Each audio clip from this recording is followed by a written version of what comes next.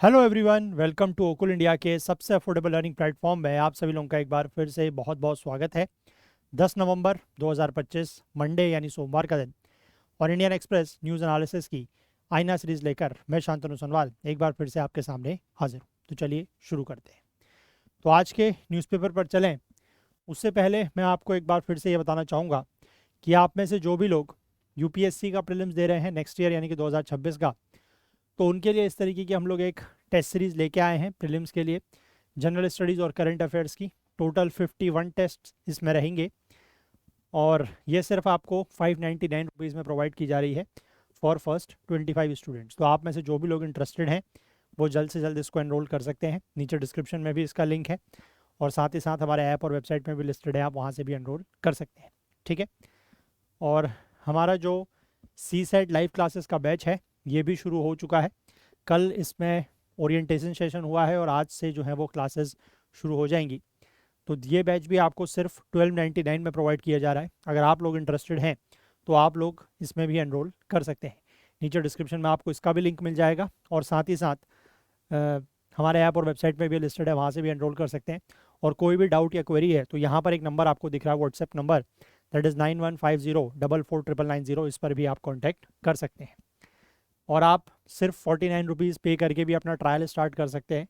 ठीक है। तो उसके लिए आपको करना क्या होगा कि यहाँ पर एक क्यूआर कोड और यूपीआई आईडी दी गई है, इस पर आप 49 रुपीज़ पे कर सकते हैं।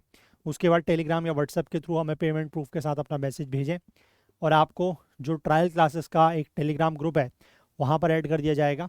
और इस ट्रायल के थ्रू आप बेसिकली दो टॉपिक्स यानी कि एक टॉपिक क्वांट का एक टॉपिक रीजनिंग के वो क्लासेस मिलेंगी और प्लस आपको लगभग 7 to 8 क्लासेस जो है वो हमारी बेसिक्स हम लोग कवर करते हैं तो उसकी मिलेंगी।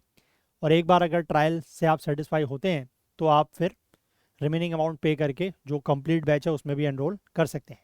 तो अगर आप पूरा पैसा एक साथ नहीं देना चाहते 1299 का, ठीक है, 49 रुपीज़ पे करके आप ट्रायल या डेमो भी ले सकते हैं। ठीक है। चलिए अब हम लोग आज के न्यूज़पेपर पर चलते हैं और आज के जो इंपॉर्टेंट आर्टिकल्स हैं वो देखते हैं। ठीक है। देखिए, तो ये आज का न्यूज़पेपर है। मेन न्यूज़ तो वही है कि बिहार में जो इलेक्शंस चल रहे हैं जिनका कल जो है वो दूसरा और अंतिम फेज़ है, उसके लिए कैंपेन या प्रचार जो है वो कल पूरा हो चुका है। ठीक है। और 122 सीटों पर कल चुनाव होने हैं। ठीक है। तो ये तो चुनाव चल ही रहा है। COP30 यानी कि COP30 जो है वो ब्राज़ील के बेलिम में शुरू हो रही है आज से। तो इसको लेकर क्या चर्चाएं होंगी या क्या इससे आउटकम्स निकल के आएंगे वो हम बात करेंगे। ठीक है। आज नहीं है, मतलब आज से तो शुरू हो रही है, इसके बाद जो भी आउटकम्स आएंगे इन द कमिंग डेज वो हम लोग देखेंगे। ठीक है।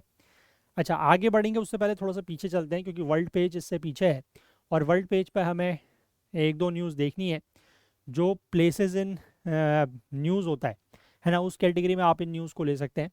पहले न्यूज़ की अगर मैं बात करूं तो यहाँ पर एक सुपर टाइफून का जिक्र है ना, एक सुपर टाइफून का जिक्र है जिसका नाम है फुंग वोंग।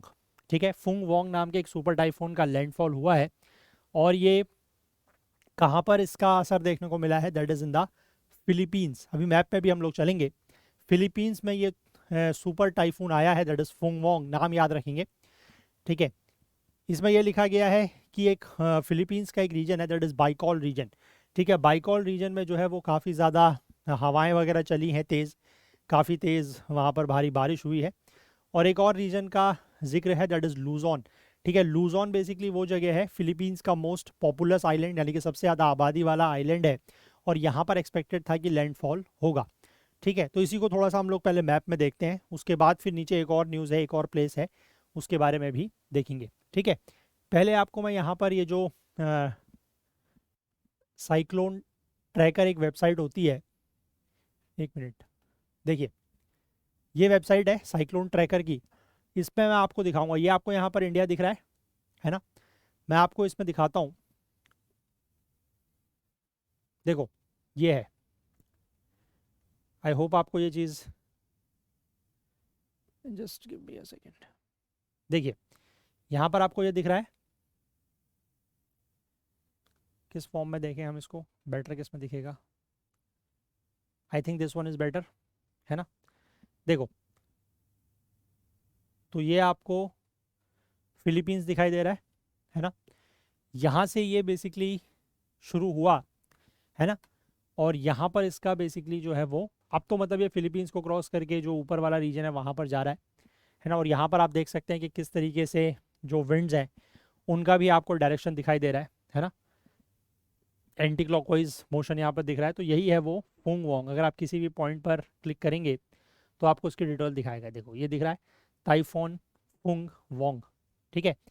और अभी भी जो सुबह का डेटा है 10 नवंबर को सुबह 5:30 बजे का डेटा है, अभी भी यहाँ पर जो विंड की स्पीड है वो 155 किलोमीटर पर आवर की बनी हुई है, ठीक है। और ये पहले का था, बेसिकली स्पीड कल इसकी और भी तेज़ थी, सुपर टाइफून था, अब ये टाइफून कैटेगरी में आ गया है ना। फिर ये धीमे धीमे इस तरीके से ये पाथ लेते हुए चलेगा और ये कम हो जाएगा, ठीक है। ये तो क्लियर हो गया। अब इसके बाद थोड़ा सा ना वो देखते हैं जो प्लेसेस का जिक्र हुआ है, ठीक है, उनकी अगर हम बात करें तो यहाँ पर आप देख सकते हैं ये आपका फिलीपींस है, छोटा सा, इसको जूम करेंगे, ठीक है। देखो ये है फिलीपींस, यहाँ पर आप देख सकते हैं ये फिलीपींस सी है। ये मैंने आपको बताया फिलीपींस की राजधानी आपको पता है दैट इज़ मनीला, है ना। यहाँ पर फिलीपींस सी, यहाँ पर अगर हम बात करें तो ये है Luzon, this is your Luzon, ठीक है, ये लूजॉन है। और लूजॉन का ही जो ईस्टर्न पोर्शन है, ठीक है, ये वाला यहाँ पर आपको एक पोर्शन दिख रहा है। अच्छा वहाँ पर एक प्लेस का नाम और भी है, मैं पहले आपको वो भी दिखा देता हूँ।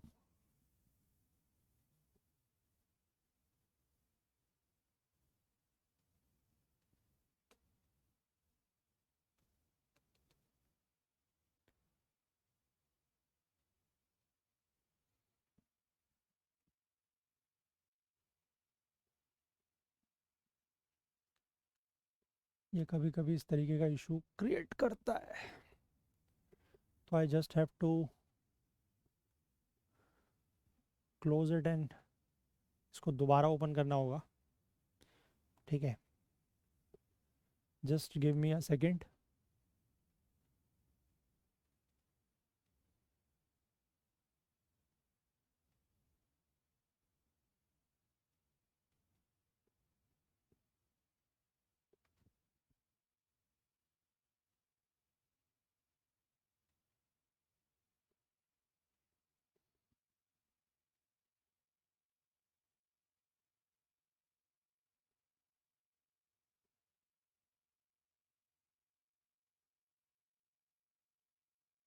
Just give me a second, मैं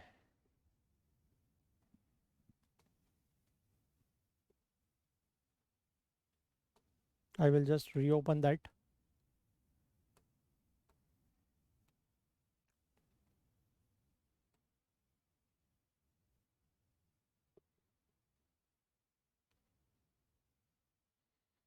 ठीक है, तो यहाँ पर आपको एक जगह का नाम और दिख रहा है। एक तो मैंने बाइकॉल रीजन बताया, एक लूजॉन बताया, एक जगह और है दैट इज़ औरोरा, ठीक है।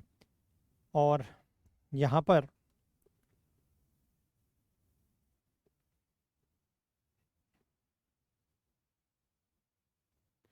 Just let me take you there. ये थोड़ा सा ना जूम, ये मतलब फुल स्क्रीन करने पे थोड़ा सा इशू है इसमें। देखो ये है, ठीक है, ये आपका लूजॉन है, ठीक है, ये दिस इज़ लूजॉन, नॉर्थ में आपको दिख रहा है फिलीपींस के। ये वाला जो रीजन है इसका जो ईस्टर्न पोर्शन है, ठीक है, लूजॉन का जो ये वाला पोर्शन है, ये वाला साइड, ये वाला रीजन, इस रीजन को कहा जाता है दिस इज़ औरोरा, ठीक है, ये औरोरा है। और अगर मैं बात करूँ अबाउट बाइकॉल, मैं आपको दिखाता हूँ वेयर इज़ बाइकॉल, तो दिस इज़ बाइकॉल, ठीक है, ये वाला जो रीजन है इसको कहा जाता है बाइकॉल, ठीक है। टॉप में आप देखेंगे दिस इज़ योर लूजॉन, और लूजॉन मैंने बताया is the most populous island of Philippines. और इसका ये जो ईस्टर्न पोर्शन है ये वाला, ये कहलाता है औरोरा, ठीक है। तो ये प्लेसेस आपने देख लिए। चलो इसके बाद आगे बात करते हैं। एक जगह का यहाँ पर और नाम है, बेसिकली सुनामी एडवाइजरी जारी की गई है आफ्टर 6.7 के क्वेक के बाद, ठीक है। जापान ने इस तरीके की यहाँ पर एडवाइजरी जारी की है, ठीक है। और ये यहाँ पर एक जगह का नाम है दैट इज़ आई वाते प्रिफेक्चर, ठीक है। तो ये आइवाते प्रीफेक्चर जो है इसको भी अगर हम थोड़ा सा नज़र डालें तो ये मैं आपको दिखाता हूँ। ठीक है, दिस इज़ फिलीपींस, इससे थोड़ा सा इधर को चलेंगे, दिस इज़ जापान। ठीक है, ये बेसिकली जापान के 4 मेन आइलैंड है, होकाइडो, होन्शो, शिकोको और क्यूशू, है ना। तो इसका जो ये होन्शू आइलैंड है जो अब सबसे बड़ा आइलैंड है, इसमें अगर हम देखें तो यहाँ पर आपको दिखाई देगा, ये देखो दिख रहा है आइवाते। ठीक है, आई होप आपको ये दिख रहा होगा, है ना, ये दिख रहा है, गायब हो गया वो नाम थोड़ा सा, अब दिख रहा है, देखो दिख रहा है ना, आइवाते, दिस इज योर आइवाते प्रीफेक्चर। तो नाम याद रखिएगा, आइवाते प्लेस इन न्यूज़ है, कहाँ पर, इन होन्शू आइलैंड। ठीक है, जो जापान के मेन 4 आइलैंड ग्रुप्स हैं, होकाइडो, होन्शू, क्यूशू और शिकोकू, उसमें से होन्शू आइलैंड पर है। ठीक है, ये ध्यान रखना, बस इतना ही वहाँ पर देखना था। ठीक है, चलो आगे बढ़ें। इसके बाद आगे हम देखते हैं, एक न्यूज़ यहाँ पर और है, this one, this a small one, एक और न्यूज़ आपको दिख रही है। अब इसको जूम इन कर सकते हैं फुल स्क्रीन पर। देखो यहाँ पर लिखा गया है कि आईएनएस सह्याद्री, नेवी ने डिप्लॉय किया है INS Sahyadri for Malabar exercise. ठीक है, सबसे पहले तो आपको ये ध्यान रखना है कि ये मालाबार एक्सरसाइज जो है वो क्या है। मालाबार एक्सरसाइज आज की डेट में अगर हम बात करें तो ये जो 4 क्वाड ग्रुप्स हैं, मतलब 4 क्वाड ग्रुप के जो 4 देश हैं, that is India, Australia, Japan and US, इनकी एक नेवल एक्सरसाइज है, नेवी की एक्सरसाइज है। ठीक है, लेकिन इस बात को भी आप याद रखिएगा, मैं थोड़ा सा आपको यहाँ पर एडिशनल इन्फॉर्मेशन बता रहा हूँ, याद ये रखिएगा कि ये जो नेवल एक्सरसाइज है, ठीक है, 1992 में Malabar exercise, that is a naval exercise, 1992 में स्टार्ट हुई थी विद इंडिया एंड यूएस। ठीक है, इंडिया और यूएस के बीच की एक बाइलेटरल एक्सरसाइज हुआ करती थी, बाइलेटरल नेवल एक्सरसाइज 1992 में स्टार्ट हुई है। इसके बाद 2015 में इसमें ऐड हुआ है जापान। ठीक है, 2015 में इसमें जापान ऐड हुआ और 2020 में 2020 में इसमें ऐड हुआ है ऑस्ट्रेलिया। तो प्रेजेंट स्टेटस की अगर हम बात करें तो जो जो क्वाड ग्रुप के 4 देश हैं, इंडिया, यूएस, जापान और ऑस्ट्रेलिया, उनकी ये एक नेवल एक्सरसाइज है। ठीक है, और इंडिया ने इस साल जो आईएनएस सह्याद्री है इसको बेसिकली भेजा है इस एक्सरसाइज में पार्टिसिपेट करने के लिए। ठीक है, तो आईएनएस सह्याद्री के बारे में भी अगर मैं थोड़ा सा आपको बताऊं तो आईएनएस सह्याद्री जो है वो शिवालिक क्लास की फ्रिगेट है, शिवालिक क्लास। ठीक है, शिवालिक क्लास इसको कहते हैं, या फिर ये प्रोजेक्ट 17 क्लास भी कहा जाता है। ठीक है, प्रोजेक्ट 17 क्लास। ठीक, इस प्रोजेक्ट 17 क्लास या शिवालिक क्लास को एमडीएल के द्वारा बनाया गया है, that is Mazagon dock limited के द्वारा। आईएनएस सह्याद्री जो है वो भी 2012 में कमीशन हो चुका है। शिवालिक क्लास में बेसिकली 3 फ्रिगेट्स हैं, एक है आईएनएस शिवालिक, एक है आईएनएस सतपुड़ा और तीसरा है आईएनएस सह्याद्री। ये दोनों जो हैं शिवालिक और सतपुड़ा 2011 में कमीशन हुए हैं, मतलब 2011 से पहले कमीशन हुए हैं, और प्रोजेक्ट 17 के अंतर्गत जो आईएनएस सह्याद्री है ये 2012 में कमीशन हो चुका है। ध्यान रखिएगा, तीनों के तीनों जो बनाए गए हैं that are made by MDL. ठीक है, अभी 2 दिन पहले हमने डिस्कस किया था आईएनएस इक्षक, वो बनाया था जीआरएसई ने, garden reach ship builders and engineers limited, Kolkata based जो है। ठीक है, ये बनाया है MDL, that is Mazagon dock limited ने। ठीक है, ये चीज़ें ध्यान रखिएगा। और इस बार की जो ये एक्सरसाइज हो रही है, मालाबार एक्सरसाइज, ये हो रही है वेस्टर्न पैसिफिक में, या आप कह सकते हैं नॉर्दर्न पैसिफिक में एक छोटा सा आइलैंड है, दैट इज ग्वाम। ठीक है, माइक्रोनेशिया का जो रीजन है उसमें कहते हैं एक छोटा सा देश है, दैट इज ग्वाम, तो वहां पर ये हो रहा है। ठीक है, तो थोड़ा सा इस रीजन को भी हम नजर डालेंगे, उसके बाद फिर आगे चलते हैं। ठीक है, देखो हम नजर डालेंगे इन द वेस्टर्न पैसिफिक, मतलब नॉर्दर्न पैसिफिक में जो वेस्टर्न पैसिफिक का रीजन है वहाँ पर हम नज़र डालेंगे। ठीक है, यहाँ पर अगर मैं लेके चलूँ, बहुत छोटा सा है तो इसलिए बेटर है कि सर्च कर लेते हैं तो जल्दी मिल जाएगा, दैट इज़ GUAM, ग्वाम। ठीक है, ये देखिए, this is the very small island. ठीक है, ये आप देख सकते हैं, दिस इज़ योर इक्वेटर, ये नॉर्थ पैसिफिक है तो ये वेस्टर्न साइड। ठीक है, this is your west Pacific या नॉर्दर्न पैसिफिक ओशन आप कह सकते हैं। यहाँ पर आपको छोटा सा देश दिखाई देगा, दिस इज ग्वाम, ठीक है। जो मैरियाना आइलैंड्स हैं उसके पास है, दिस इज ग्वाम, ठीक है। तो यहाँ पर ये एक्सरसाइज हो रही है 2025 की एडिशन वाली। क्लियर है बात? यहाँ तक सब कुछ क्लियर है? इस तरीके से थोड़ा थोड़ा ना मैप में भी अगर हम चीज़ों को देखते चले तो जो हमारा प्लेसेस इन न्यूज़ वाला पोर्शन होता है ना, international places in news UPSC ने पिछले कुछ समय से, पिछले 2-3 सालों से इस पर क्वेश्चंस यूपीएससी पूछ रहा है, तो इस तरीके से भी थोड़ा सा हम लोग देखते चलेंगे, ठीक है। चलो, अब ये आप लोगों की जिम्मेदारी है कि अगर आप लोगों को चीज़ें पसंद आ रही हैं तो आप लोग प्लीज़ शेयर करें, है ना, क्योंकि आप लोगों का शेयर करना थोड़ा सा ज़रूरी है ना, because I don't know due to what reasons हमारे वीडियोस को मतलब लोगों तक पहुंचाना थोड़ा सा यूट्यूब ने कम कर दिया है, उसकी रीच थोड़ा सा कम हो गई है, इंप्रेशंस थोड़ा सा कम हो गए हैं। These are some technical words जो यूट्यूब से फेमिलियर हैं वो जानते हैं, है ना। तो इंप्रेशंस वगैरह थोड़ा सा कम होने की वजह से क्या है कि यूट्यूब हमारे वीडियो को कम लोगों तक पुश कर रहा है। तो अगर आप लोग थोड़ा सा ज़्यादा शेयर वगैरह करेंगे तो इससे लोगों तक वीडियो पहुँचेगी, रीच इसकी बढ़ेगी, ठीक है। और अगर आपको कुछ चीज़ पसंद नहीं आ रही है तो उसका भी फीडबैक आप लोग हमें ज़रूर दें। चलिए आगे बढ़ते हैं। यहाँ पर कोई ख़ास न्यूज़ नहीं है। इकोनॉमी वाले पेज पर एक आर्टिकल है, इसकी बात करेंगे। इसमें यह कहा जा रहा है कि डिमोनेटाइजेशन के 9 सालों के बाद, क्योंकि डिमोनेटाइजेशन कब हुआ था? 2016 में, है ना। तो यहाँ पर कहा जा रहा है कि डिमोनेटाइजेशन या नोटबंदी के 9 साल के बाद currency with public remains high, यानी कि लोगों के पास जो पैसा है वो अभी भी ज़्यादा बना हुआ है, मतलब कैश की बात हो रही है, ठीक है। तो यहाँ पर यही लिखा हुआ है कि 2016 के कंपैरिजन में अभी जो लोगों के पास पैसा है, मतलब कैश इन हैंड जो है लोगों के पास, वो दुगना हो चुका है, ठीक है।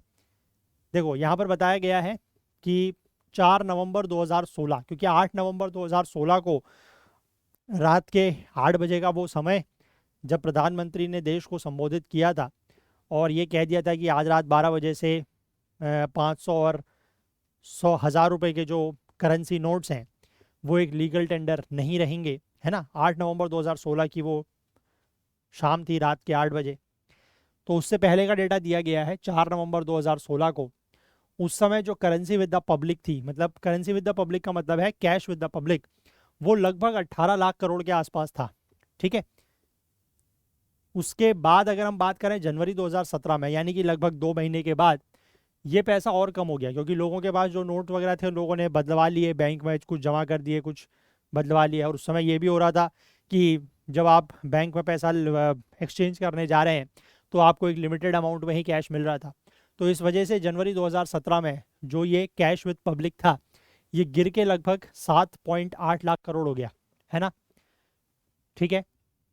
लेकिन अगर हम इस साल की बात करें, 17 अक्टूबर 2025 का डेटा है, उस समय जो लोगों के हाथ में पैसा है अभी कैश विद पब्लिक, वो लगभग आप कह सकते हैं कि 37 लाख करोड़ से ज़्यादा है, ठीक है। यहाँ था 17 या 18 लाख करोड़, इससे दुगने से ज़्यादा हो चुका है ना। ये आरबीआई का डेटा है। लेकिन इसमें एक ये बात भी लिखी गई है कि जो साइज़ ऑफ द इकोनॉमी है, ऐसा नहीं है कि सिर्फ लोगों के पास जो कैश है वही बढ़ रहा है ना, या वही दुगना हुआ है। अगर हम देखें तो हमारी जो इकोनॉमी है वो लगभग हर साल के हिसाब से हम बात करें तो 6% से ज़्यादा का हमारा ग्रोथ रेट रहा है हमारी जीडीपी का, है ना। और इसकी वजह से जो currency in circulation to GDP का रेशियो है वो प्री डिमोनेटाइजेशन लेवल से नीचे आ चुका है। ये पॉइंट ध्यान रखिएगा कि CIC to GDP ratio, CIC का मतलब होता है currency in circulation to GDP का जो रेशियो है वो प्री डिमोनेटाइजेशन लेवल से नीचे है ना। क्योंकि currency in public, currency in circulation या करेंसी विद पब्लिक भले ही बड़ी है, लेकिन क्योंकि जीडीपी भी बड़ा है तो उन दोनों का जो अनुपात या रेशियो है उसमें गिरावट आई है, ये ध्यान रखेंगे, ठीक है, ठीक है। अब वही मैंने आपको बताया कि 8 नवंबर 2016 को जो अनाउंसमेंट किया गया था, है ना, कि 500 और 1000 रुपए के नोट्स जो हैं वो लीगल टेंडर नहीं रहेंगे। उस समय बेसिकली जितना भी करेंसी इन सर्कुलेशन था उसका 86% या 86% यही थे 500 और 1000 रुपए के नोट्स, ठीक है। अब इसका जो असर देखने को मिला, जो डिमोनेटाइजेशन का असर देखने को मिला, वो क्या था?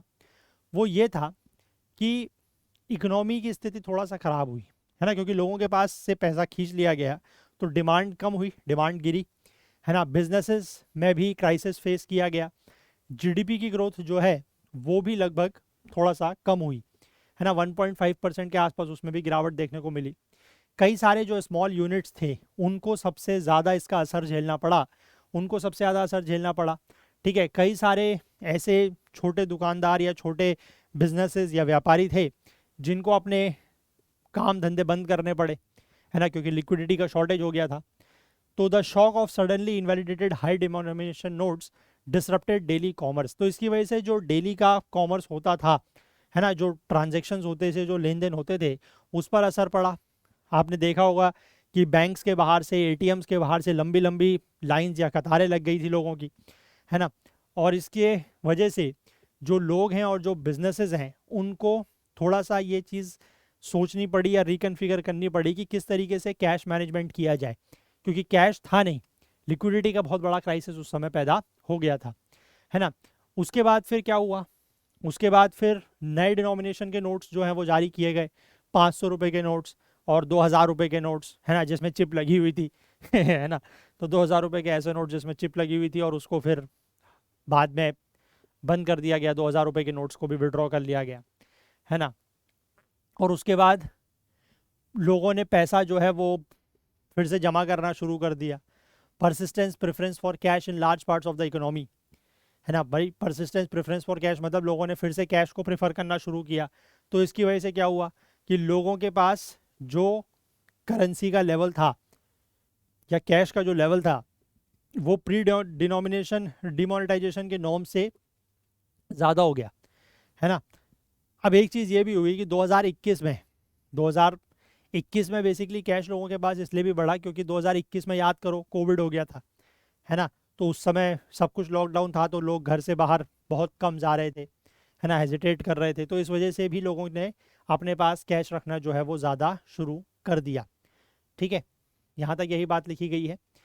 अब इसके बाद लिखा है कि what's currency with the public. Currency with the public का मतलब क्या होता है? तो आरबीआई की डेफिनेशन के अकॉर्डिंग ये चीज़ ध्यान रखिएगा, currency with public is arrived at after deducting cash with banks from total currency in circulation. देखो, आरबीआई को ये पता रहता है कि कितना करेंसी जो है वो सर्कुलेशन में है, क्योंकि ऑब्वियस सी बात है कि आरबीआई जो है वही नोट्स वगैरह प्रिंट करता है, उसी को पता रहता है ना। करेंसी नोट्स कौन प्रिंट करता है? आरबीआई। तो उसको पता है कि कितना करेंसी इन सर्कुलेशन है, उसमें से कितना करेंसी बैंक्स के पास है, कितना कैश जो है वो बैंक्स में डिपॉजिटेड है, उसका भी डेटा होता है। तो उसको आप डिडक्ट कर लीजिए, मतलब करेंसी इन सर्कुलेशन में से करेंसी विद द बैंक्स को आप डिडक्ट या माइनस कर लीजिए, सब्ट्रैक्ट कर लीजिए, तो आपको पता लगेगा कि कितना पैसा जो है वो विद द पब्लिक है। ठीक है, तो उसी को कहा जाता है कैश विद पब्लिक, ठीक है, या करेंसी विद पब्लिक। और 17 अक्टूबर को खत्म हुए फोर्टनाइट के according cash with the public increased by 30,709 crore and on year basis 3.13 lakh crore. यानी कि 15 दिन के डेटा के हिसाब से बात करें तो 15 दिन के डेटा में compare to the last 15 days या प्रीवियस 15 डेज 30,000 करोड़ कैश बढ़ा है विद द पब्लिक। और ये लास्ट ईयर के कंपैरिजन में अगर हम बात करें तो 3 लाख करोड़ जो है वो कैश बढ़ा है, ठीक है, विद द पब्लिक। अब यहाँ पर हम करेंसी टू जीडीपी रेशियो की बात करें तो यहाँ पर क्या लिखा है, देखो, अगर हम करेंसी इन सर्कुलेशन की बात करते हैं इन एब्सोल्यूट नंबर्स, है ना, कि कितना बढ़ रहा है, तो वो एक हमें क्लियर पिक्चर नहीं देता, क्योंकि हमें उसको देखना है इन कंपैरिजन टू और in context with the GDP, क्योंकि जीडीपी भी तो ग्रो कर रही है। अगर जीडीपी ग्रो करेगी तो ऑब्वियस सी बात है कि करेंसी इन सर्कुलेशन तो बढ़ेगा, और साथ ही साथ करेंसी इन सर्कुलेशन बढ़ेगा तो करेंसी विद द पब्लिक भी बढ़ेगी, ठीक है। तो वही चीज़ यहाँ पर लिखी है कि अगर हम जीडीपी ग्रोथ की बात करें तो जीडीपी ग्रोथ काफ़ी स्ट्रॉन्ग रही है, और FY26 यानी कि 25-26 का जो फाइनेंशियल ईयर रहा है उसके Q1 की अगर हम बात करें तो 7.8% तक जीडीपी पहुंच गई थी। तो ऑब्वियसली बात है, जब जीडीपी ग्रो कर रही है तो करेंसी इन सर्कुलेशन भी बढ़ेगा, है ना। और डिमोनेटाइजेशन के बाद से करेंसी इन सर्कुलेशन जो है वो हर साल बढ़ा है। देखो, ये स्टेटमेंट के फॉर्म में डायरेक्ट उठा के पूछा जा सकता है कि since demonetization currency in circulation has risen steadily every year. और वैसे भी 2026 का जो पेपर आप लोग देंगे, 2026 कौन सा साल होगा, ये नोटबंदी या डिमोनेटाइजेशन के 10 साल पूरे हो जाएंगे, तो क्वेश्चन यहाँ से पूछा जा सकता है, ठीक है। इसीलिए मैं इसको इतना डिटेल में या जोर दे के आपको बता रहा हूँ कि since demonetization currency in circulation has risen steadily every year, कि हर साल जो है वो करेंसी इन सर्कुलेशन बढ़ रहा है डिमोनेटाइजेशन के बाद। और अगर हम CIC टू GDP रेशियो की बात करते हैं, यानी कि currency in circulation to GDP ratio की बात करते हैं, तो ये FY 2021 में 14.5% तक पहुंच गया था, जहां ये 16-17 में 8%, 8.5% के आसपास था। GDP CIC to GDP ratio की बात हो रही है, ठीक है। अब ये रेशियो जो है वो 2025 में लगभग 11% के आसपास है, क्योंकि GDP भी ग्रो कर रही है। और मार्च 2016 में, यानी कि डिमोनेटाइजेशन से पहले, ये लगभग 12% के आसपास था, ठीक है। अब high CIC to GDP ratio क्या इंडिकेट करता है?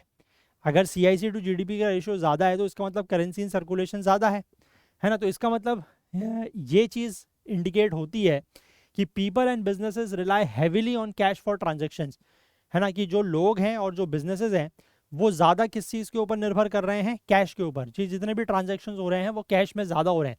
और अगर CIC टू GDP रेशियो कम होता है तो इसका मतलब ज़्यादा एम्फोसिस या ज़्यादा रिलाई किसके ऊपर किया जा रहा है? डिजिटल पेमेंट्स या डिजिटल ट्रांजेक्शन्स के ऊपर, है ना। बैंकिंग चैनल्स के ऊपर ज़्यादा प्रेफर किया जा रहा है, फॉर्मल जो फाइनेंशियल सिस्टम है उसके ऊपर ज़्यादा रिलाई किया जा रहा है अगर CIC टू GDP रेशियो कम है तो। और अगर ज़्यादा है तो इसका मतलब क्या है कि कैश में ट्रांजेक्शन जो है वो ज़्यादा हो रहे हैं, ठीक है। अब अगर हम बाकी देशों से थोड़ा सा इसकी तुलना या कंपैरिजन करें तो जापान में ये जो रेशियो है ये लगभग 9 to 11% के आसपास रहता है। यूरोजोन की बात करें तो 8 से 10%, चाइना में लगभग 9.5% के आसपास, रशिया में ये 8.3% है, US में 8% से भी नीचे है। इंडिया के अगर हम elevated currency to GDP ratio जो अभी भी लगभग 11% के आसपास बना हुआ है, ये क्यों है?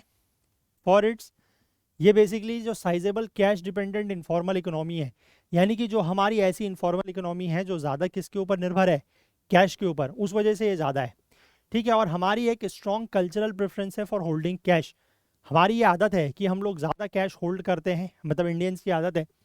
कार्ड का यूसेज हमारे देश में कम होता है ना। और दूसरी बात यह है कि जो डिजिटल पेमेंट सिस्टम है उसका अडॉप्शन हालांकि बढ़ रहा है, उसका पेस अच्छा है, पर अभी भी हमारे देश की आबादी भी तो इतनी सारी है, उसके कंपैरिजन में अगर हम बात करें तो अभी भी जो डिजिटल पेमेंट्स या डिजिटल ट्रांजैक्शन का जो अडॉप्शन है वो अभी भी बहुत ज़्यादा नहीं है, ठीक है। तो इन सब कारणों की वजह से हमारे देश में जो CIC टू GDP रेशियो है वो ज़्यादा है, ठीक है। बाकी देशों में कम है, क्योंकि बाकी देशों में जो आप कह सकते हैं लोगों की जो प्रेफरेंस है टूवर्ड्स कैश वो कम है, ठीक है। वहाँ पर डिजिटल ट्रांजैक्शंस या डिजिटल पेमेंट्स का जो एक नेटवर्क है या आप कह सकते हैं कि अडॉप्शन है वो ज़्यादा है ना। क्लियर है बात? तो ये इंपॉर्टेंट टॉपिक हो सकता है, इसमें से क्वेश्चन पूछा जा सकता है, तो ध्यान रखेंगे, ठीक है। चलो आगे बढ़ते हैं। एक्सप्लेन पेज पर हमें 2 आर्टिकल्स देखने हैं, तो इनकी हम बात यहाँ पर करते हैं। Just give me a second.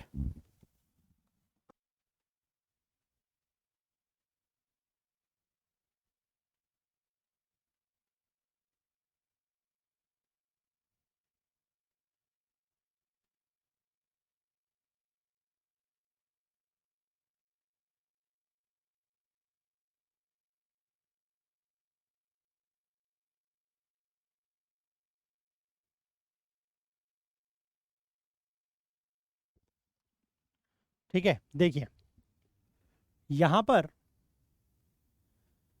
जो आर्टिकल है इसका टाइटल है air quality beyond AQI, the case for measuring indoor pollutants. अभी तक आप लोगों ने एक इंडेक्स का नाम सुना होगा, that is AQI, air quality index. इसमें जो हम लोग पॉल्यूशन मेजर करते हैं वो कैसा पॉल्यूशन होता है? आउटडोर पॉल्यूशन, है ना। लेकिन अब यहाँ पर ये बात कर रहे हैं इंडोर पॉल्यूटेंट्स को या इंडोर पॉल्यूशन को मेजर करने की, ठीक है। देखो यहाँ पर ये लिखा है कि जो आउटडोर पॉल्यूशन है, ठीक है, जो आउटडोर एयर पॉल्यूशन है उसको एक्नॉलेज किया जाता है या माना जाता है कि ये एक पब्लिक कंसर्न का मैटर है, ठीक है। चिंता की बात तो है, क्योंकि और ज़्यादातर लोग ये एज्यूम करते हैं क्या कि होम्स जो हैं वो सेफ़ हैं, यानी कि घर के बाहर जो है वो प्रदूषण बहुत ज़्यादा हो रहा है, इस हिसाब से अगर देखा जाए तो घर जो है वो काफ़ी सेफ़ है, ऐसा कई लोग मानते हैं, ठीक है। लेकिन यहाँ पर ये लिखा है कि इंडोर एयर जो है, यानी कि घर के अंदर की जो हवा है, वो 2 से 5 गुना तक, 2 to 5 टाइम्स ज़्यादा पॉल्यूटेड हो सकती है देन दी आउटडोर एयर, ठीक है। बाहर की हवा से के कंपैरिजन में जो अंदर की हवा है, जो घरों के अंदर की हवा है, वो 2 से 5 गुना तक ज़्यादा पॉल्यूटेड हो सकती है। क्यों? क्योंकि जो पॉल्यूटेंट्स हैं from construction, dust and other sources can get trapped inside and degrade the air we breathe. क्योंकि जो कंस्ट्रक्शन की डस्ट है या बाकी सोर्सेज से जो पॉल्यूशन है, इंडोर पॉल्यूशन जो होता है ना, उसकी वजह से बेसिकली क्या है कि जो कंस्ट्रक्शन की डस्ट है या जो बाकी सोर्सेज हैं उनकी जो पॉल्यूटेंट्स हैं वो हमारे घर के अंदर ट्रैप हो सकते हैं, और उसकी वजह से जो जिस हवा में हम लोग सांस लेते हैं वो दूषित हो सकती है। ठीक है, इस हाई एक्सपोजर के बावजूद monitoring and regulations of indoor air are largely absent in India. ठीक है, हमें पता है कि इतना ज़्यादा एक्सपोजर है इंडोर पॉल्यूशन का, इसके बावजूद भारत में इंडोर एयर को मेजर करने, उसको मॉनिटर करने या रेगुलेट करने का कोई ऐसा तरीका है नहीं। ठीक है, ये चीज़ें एब्सेंट है। अब इसी गैप को, कि ये चीज़ें एब्सेंट है, तो इस गैप को देखते हुए बिट्स पिलानी हैदराबाद की जो MMNE लैब है उसके रिसर्चर्स ने यहाँ पर एक इंडिया का पहला customized indoor air quality scale बनाया है। Indoor air quality that is IAQ scale बनाया है, जिसको छोटे डिवाइसेस में एकोमोडेट किया जा सकता है। अब इस डिवाइस को बनाने का जो मकसद है वो ये है कि होम्स को एक सिंपल स्केल देना है, जैसे कि एयर क्वालिटी इंडेक्स होता है ना, तो उसी तरीके का एक सिंपल स्केल प्रोवाइड करना है कि इंडोर एयर के से होने वाले जो हेल्थ रिस्क हैं उनको समझा जा सके।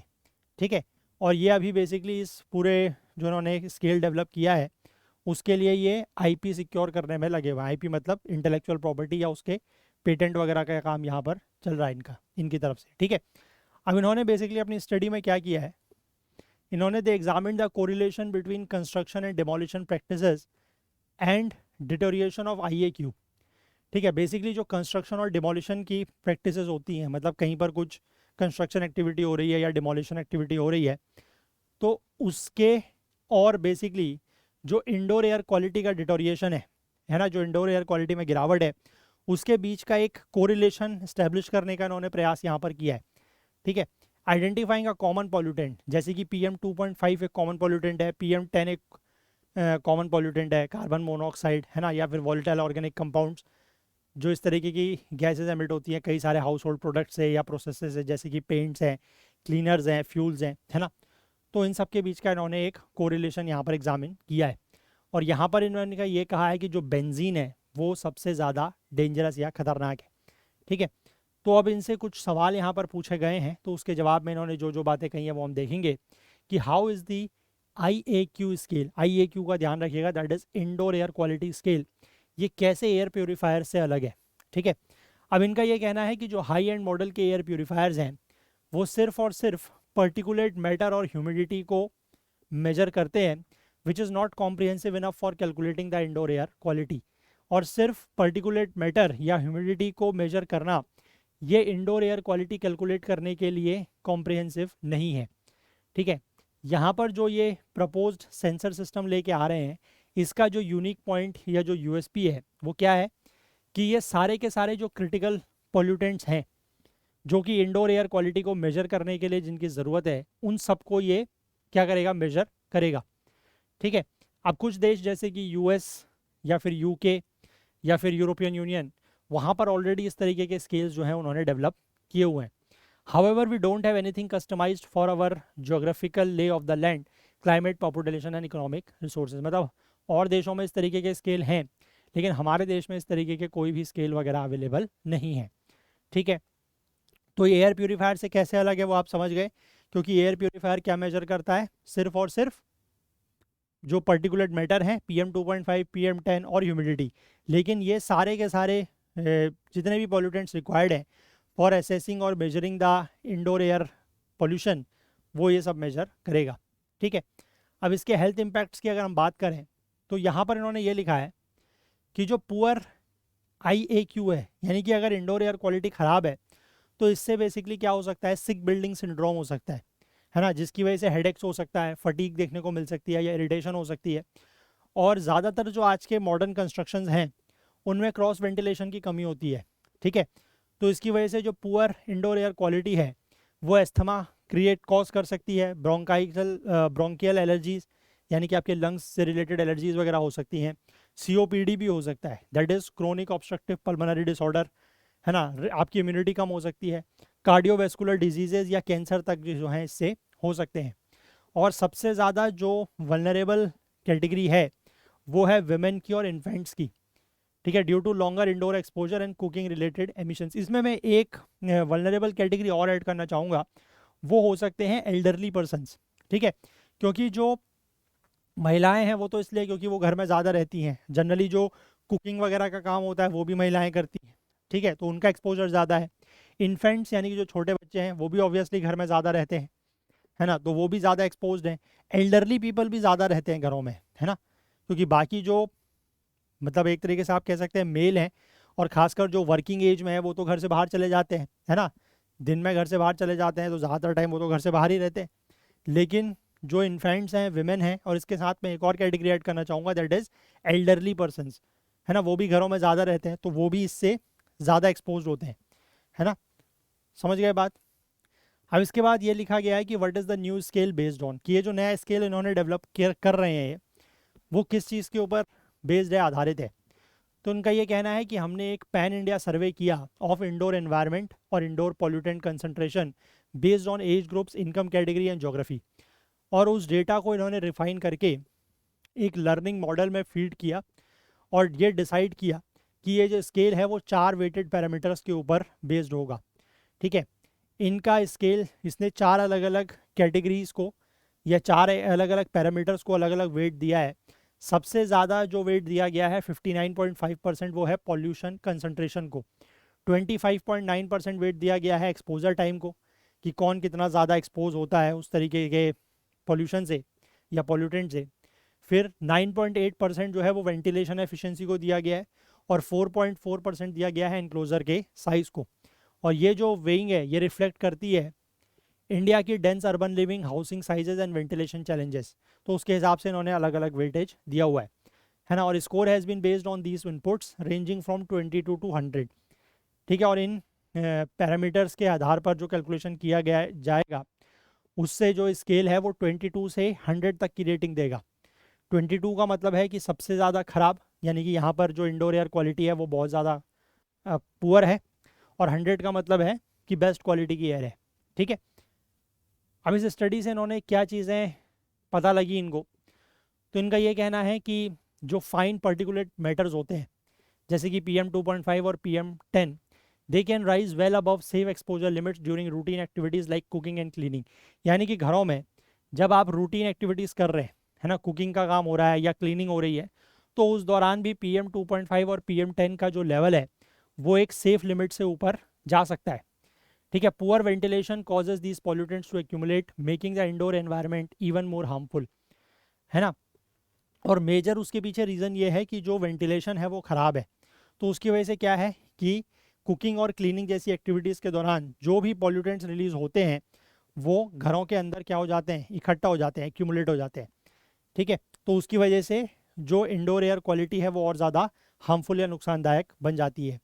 सीजनल फ्लक्चुएशंस, स्पेशली विंटर्स और फेस्टिव पीरियड्स में, ये चीज़ें जो है वो और ज़्यादा, मतलब इंडोर की जो एयर है वो और ज़्यादा टॉक्सिक हो जाती है ना। क्योंकि आप कह सकते हैं कि विंटर्स के दौरान क्या होता है, घरों में हीटर वगैरह जलाए जाते हैं, या कुछ घरों में अलाव वगैरह जलते हैं, है ना, कोयला वगैरह भी लोग जलाते हैं, लकड़ियाँ जलाते हैं, तो उस वजह से भी प्रॉब्लम हो सकता है। या फेस्टिव पीरियड्स के दौरान आप ये कह सकते हैं कि घरों की साफ़ सफाई लोग ज़्यादा करते हैं, ज़्यादा जो आर्टिफिशियल क्लीनर्स हैं उनका इस्तेमाल करते हैं, या घरों में उन दिनों कुकिंग ज़्यादा होती है, तो इन सब चीज़ों की वजह से जो इंडोर एयर की टॉक्सिसिटी है वो और ज़्यादा बढ़ती है। अब इसके बाद इनसे सवाल पूछा गया कि what are some unexpected sources of indoor pollution, कि इंडोर पॉल्यूशन के कौन से ऐसे सोर्सेज हैं जिनको अनएक्सपेक्टेड हम मान सकते हैं, ठीक है। अब इसमें ये लिखा है कि many don't know that benzene is generated by aromatic disinfectants, ठीक है। हम जो घरों में डिसइंफेक्टेंट यूज़ करते हैं जिनमें एक एरोमा, एक फ्रेगनेंस होती है, उनमें बेंजीन यूज़ किया जाता है, ठीक है। और ऐसी क्लोज्ड जगह में जहाँ पर ऑक्सीजन कम होती है, तो वहाँ पर अगर हम इंसेंस स्टिक जलाते हैं, इंसेंस स्टिक मतलब जो अगरबत्ती वगैरह होती है, उसको अगर हम जलाते हैं, है, उसकी इनकम्प्लीट बर्निंग होती है, क्योंकि कार्बन डाइऑक्साइड, सॉरी, ऑक्सीजन की कमी है, तो इनकम्प्लीट बर्निंग होती है, तो उस वजह से कार्बन मोनोऑक्साइड रिलीज होती है, ठीक है। तो ये चीज़ें तो हम घर में नॉर्मली यूज़ करते हैं सभी लोग, है ना। और दूसरी बात ये लिखी है कि जब ऑर्गेनिक वेस्ट को सेग्रीगेट नहीं किया जाता और जब वो बिन्स में, यानी कि जो डस्टबिन वगैरह होते हैं, कूड़ेदान होता है, उनमें उस तरीके का कूड़ा जब सड़ता रहता है, डीके होता रहता है, तो उसकी वजह से मीथेन रिलीज होती है ना, और फाउल स्मेलिंग गैसेस और कई और तरीके की ऐसी गैसेस जो काफ़ी ज़्यादा स्मेल करती हैं, है ना, उस तरह की गैसेज जो है वो रिलीज़ होती हैं। और मीथेन आपको पता है कि एक बहुत ही पावरफुल क्लाइमेट वार्मिंग गैस भी है। इसका जो ग्लोबल वार्मिंग पोटेंशियल है वो कार्बन डाइऑक्साइड से लगभग, अगर हम 20 साल के एक ड्यूरेशन को कंपेयर करें तो कार्बन डाइऑक्साइड से 80 गुना ज़्यादा है ना। और ये ओजोन लेयर का डिप्लीशन या डैमेज उसमें भी कंट्रीब्यूट करती है, और हार्मफुल जो ग्राउंड लेवल ओजोन है उसको भी ये इफेक्ट करती है, मतलब उसको भी ये कंट्रीब्यूट करती है उसकी वजह से, जिससे ब्रीदिंग अफेक्टेड होती है ना। और अगर ये किसी कन्फाइंड स्पेस में एक्यूमुलेट हो जाए तो फायर रिस्क भी बढ़ता है ना। It acting like a mini landfill. Landfill मतलब ऐसी जगह जहाँ पर कूड़ा वगैरह इकट्ठा होता है, ठीक है। So a simple habit of keeping wet and dry waste separate can protect both household air and the environment. तो इसीलिए आपने ये चीज़ बार बार सुनी भी होगी कि गीले और सूखे कचरे को अलग अलग रखें, है ना। तो उससे वही फ़ायदा होगा कि जो डिकम्पोज होने वाला वेस्ट है उसमें से इस तरीके की मीथेन वगैरह रिलीज होती है तो ये बच जाएगी, है ना। और समय समय पर जो है वो अपने घरों के डस्टबिन वगैरह को रेगुलरली आप साफ़ करें, खाली करें कूड़े को, है ना। आजकल तो ज़्यादातर शहरों में, मोस्ट ऑफ दी शहरों में मुझे लगता है कि ये जो आपके ये होते हैं म्यूनसिपैलिटीज़ या म्यूनसिपल कॉरपोरेशन, इनकी जो डोर टू डोर कलेक्शन की व्हीकल होता है, ये आता है सबके घरों में, है ना। तो उसमें आप अपना जो कूड़ा है वो रेगुलरली उसको, मतलब डस्टबिन वगैरह अपने खाली करें, है ना। और घरों में अपने इस तरीके के कूड़े को एक्यूमुलेट ना होने दें। अब यहाँ पर वही लिखा है कि घर वाले क्या कर सकते हैं, what the households do to reduce indoor pollution. Indoor pollution को कम करने के लिए क्या किया जा सकता है, तो इसमें यही लिखा है कि सबसे पहले तो आप अपने घरों का वेंटिलेशन इंप्रूव करें, ठीक है। जिस समय बाहर पोल्यूशन कम है उस समय घरों की खिड़कियों को खोल के रखें। खाना बनाते समय एग्जॉस्ट फैन का इस्तेमाल करें, ठीक है। इंसेंस बर्निंग को कम करें, अगरबत्ती वगैरह जलाना थोड़ा सा कम करा जाए। ऑर्गेनिक वेस्ट को सेग्रीगेट किया जाए, ठीक है। Regular dusting, indoor greenery and minimizing synthetic air fresheners and harsh chemicals can further improve air quality, ठीक है। इंडोर ग्रीनरी का यूज़ कर सकते हैं, सिंथेटिक एयर फ्रेशनर्स जो हैं उनका यूज़ कम करें, जो हार्श केमिकल्स हैं उनका इस्तेमाल कम करें, ठीक है। तो इस तरीके के जो छोटे छोटे लाइफस्टाइल चेंजेस हैं उनकी वजह से हमारे जो घर हैं वो और ज़्यादा हेल्दी और आप कह सकते हैं पोल्यूशन फ्री बन सकते हैं, ठीक है। यहाँ पर ऊपर दो मेजर पोल्यूटेंट्स का जिक्र है, तो इनकी भी अगर हम बात करें तो एक बात हो रही है बेंजीन की, ठीक है। बेंजीन का अगर मतलब अगर ह्यूमंस बेंजीन से एक्सपोज होते हैं तो ये एक मोस्ट डेंजरस पोल्यूटेंट है अकॉर्डिंग टू द स्टडी, ठीक है। तो human exposure to benzene has been associated with adverse health effects and diseases such as cancer, ठीक है। बेंजीन का अगर ज़्यादा एक्सपोजर ह्यूमन को होता है तो उससे कैंसर जैसी बीमारी तक हो सकती है, ठीक है। ये WHO का कहना है। Exposure can occur as a result of use of benzene containing petroleum products. जो भी पेट्रोलियम प्रोडक्ट्स है जिनमें बेंजीन होता है उनका इस्तेमाल करके एक्सपोजर हो सकता है, या फिर मोटर फ्यूल सॉल्वेंट्स इनका में भी बेंजीन होता है।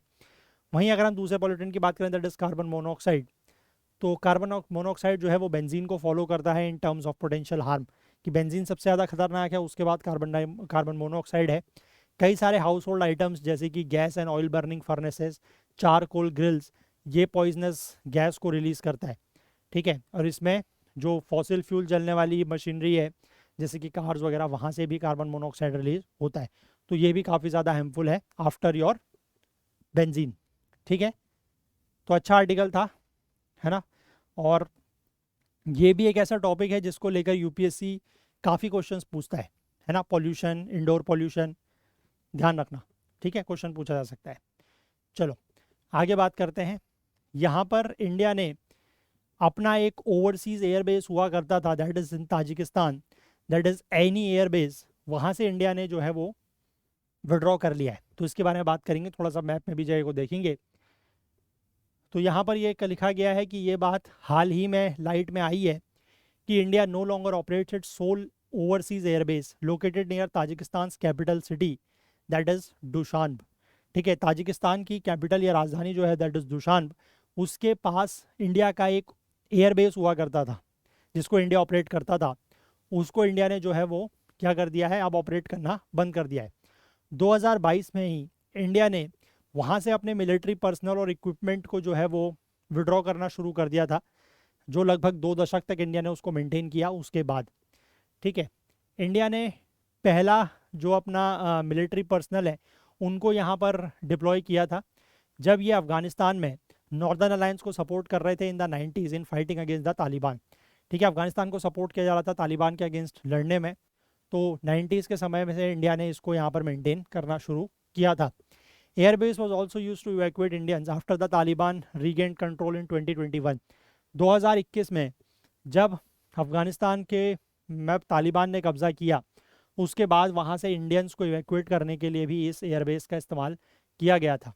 ठीक है, सोवियत एरा के दौरान ये एयरबेस बना था, और जब सोवियत यूनियन का डिसइंटीग्रेशन होता है तो उस समय इसकी कंडीशन काफ़ी ख़राब हो गई थी। फिर इंडिया ने लगभग जो है वो $80 मिलियन खर्च करके इसका रिनोवेशन कराया under a 2002 agreement between the with the Tajikistan government. ठीक है, ज़्यादातर जो रिनोवेशन है वो बीआरओ की तरफ से किया गया था। लगभग 200 इंडियन मिलिट्री पर्सनल, और उसमें से भी ज़्यादातर आर्मी और एयरफोर्स के थे, वो इस एयरबेस में कभी हुआ करते थे, मतलब उनको स्टेशन किया गया था। और कुछ जो सुखोई 30 के MKI जेट्स हैं वो भी यहाँ पर रहते थे। अब इंडिया ने यहाँ से विड्रॉ किया, उसके पीछे कारण क्या है? इंडिया का ऑफिशियली यहाँ पर ये कहना है कि इनका बायलेटरल अरेंजमेंट था with the Tajikistan for the development of any aerodrome and the facility was handed over after it's conclusion in 2022। ठीक है, कि एरोड्रम के डेवलपमेंट के लिए इन दोनों सरकारों के बीच का एक एग्रीमेंट था, लेकिन 2022 में इंडिया ने वो उनको सौंप दिया है। ठीक है, it is understood that Tajikistan government was reluctant to renew the lease owing to pressure from Russia and China.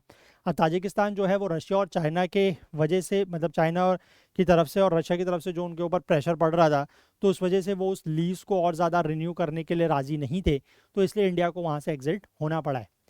ठीक है, अब ये जो आईनी एयरबेस है इसकी लोकेशन बड़ी ही स्ट्रेटेजिक है। ये लगभग आप कह सकते हैं अफगानिस्तान का जो वखान कॉरिडोर है इद्दा बदाख्शन प्रोविंस, वहाँ से लगभग 20 किलोमीटर की दूरी पर है। ठीक है, और ये वखान कॉरिडोर जो है वो बेसिकली हमारा जो पाकिस्तान ऑक्यूपाइड कश्मीर वाला रीजन है और चाइना का जो नॉर्थ वेस्टर्न जिंगजियांग प्रोविंस है उससे ये बॉर्डर शेयर करता है। ठीक है, अब ये जो लोकेशन है that mattered not only because of the strategic heft it accorded over two important neighbours but also for India's aim to expand its influence in the Central Asia. मतलब इस जो ये बेस है, क्योंकि ये वखान बॉर्डर से काफ़ी, वखान कॉरिडोर से काफ़ी नज़दीक था, तो इसकी वजह से होता क्या था कि हम चाइना और पाकिस्तान, क्योंकि वो भी पीओके का रीजन हमारा वहाँ से बॉर्डर शेयर करता है वखान कॉरिडोर से, चाइना का जो जिंगजियांग प्रोविंस है वो भी शेयर करता है बॉर्डर, तो उसकी वजह से होता क्या था कि हम थोड़ा सा उनके ऊपर एक तरीके से कह सकते हैं कि हमारा दबदबा बना रहता था कि यहाँ पर हमारी प्रेजेंस है। ठीक है, और दूसरा इंडिया की जो सेंट्रल एशिया से कनेक्टिविटी बढ़ाने का जो प्रयास है उससे भी मदद मिलती थी।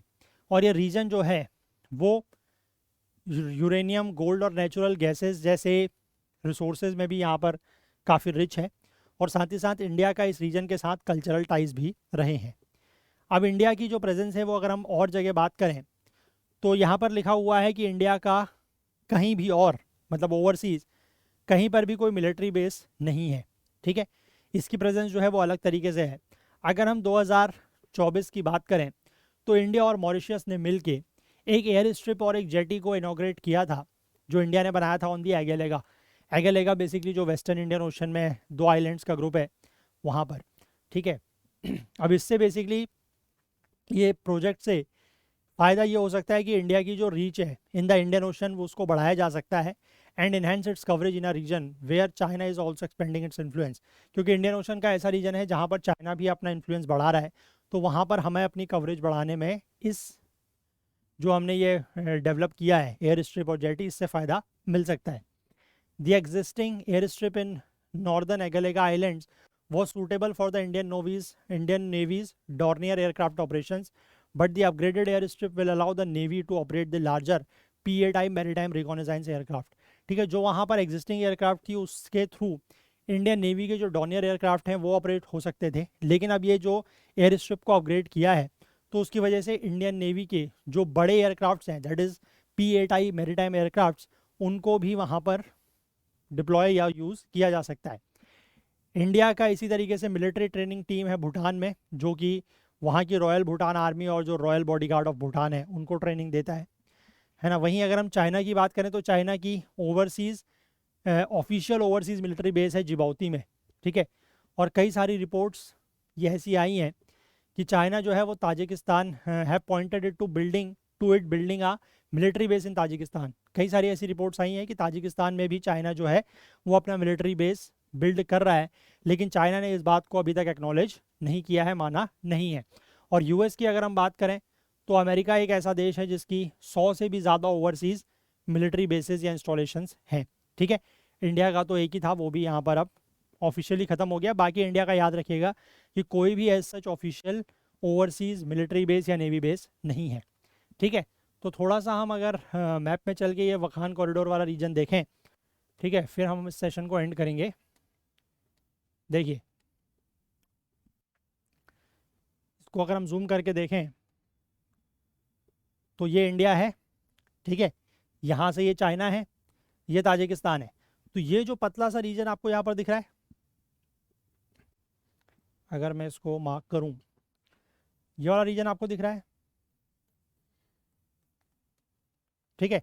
यही बेसिकली वखान कॉरिडोर है, ठीक है। इंडिया का जो ये ऊपर वाला रीजन है पीओके, यहाँ से इसकी बाउंड्री शेयर होती है, और ये तो पूरा का पूरा इधर चाइना है, ये इसकी बाउंड्री शेयर होती है, ठीक है। यही बेसिकली जो मैंने आपको बताया कि यही जो रीजन है इसी को कहते हैं वखान कॉरिडोर, ठीक है। वखान कॉरिडोर न्यूज़ में पूछा जा सकता है, ध्यान रखिएगा, ठीक है, कि Wakhan corridor recently seen in news is where, ठीक है। तो ये बेसिकली अफगानिस्तान का पार्ट है, ठीक है। ये पूरा का पूरा जो देश है ये अफगानिस्तान है ना, ये अफगानिस्तान का पार्ट है वखान कॉरिडोर, ठीक है।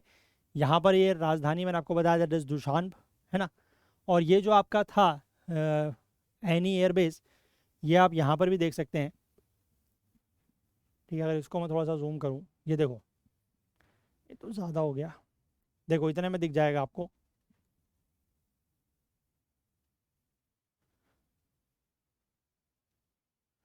ठीक है, दिख रहा है। तो ये इंडिया, ये आपका चाइना, ये इधर से अफगानिस्तान, और ये पाकिस्तान, ठीक है। तो ये वाला रीजन जो है ये वखान कॉरिडोर है। ये ताजिकिस्तान, यहाँ पर इसकी राजधानी है लगभग दुशान्ब, और ये है आइनी एयरबेस, ठीक है। क्लियर है बात? चलिए, तो यही सारे आर्टिकल्स थे जो आज हमें देखने थे। थोड़ा सा हम लोगों ने प्लेसेस एंड न्यूज़ को भी इस तरीके से कवर किया अलॉन्ग विद द मैप्स, तो हम ऐसे ही इसको कवर करेंगे साथ के साथ, है ना। चलिए, तो जाने से पहले मैं एक बार आपको फिर से याद दिला दूं कि अगर आप सी सेट के लाइव क्लासेस में हमसे जुड़ना चाहते हैं तो आप बैच में एनरोल कर सकते हैं, नीचे डिस्क्रिप्शन में इसका लिंक दिया हुआ है।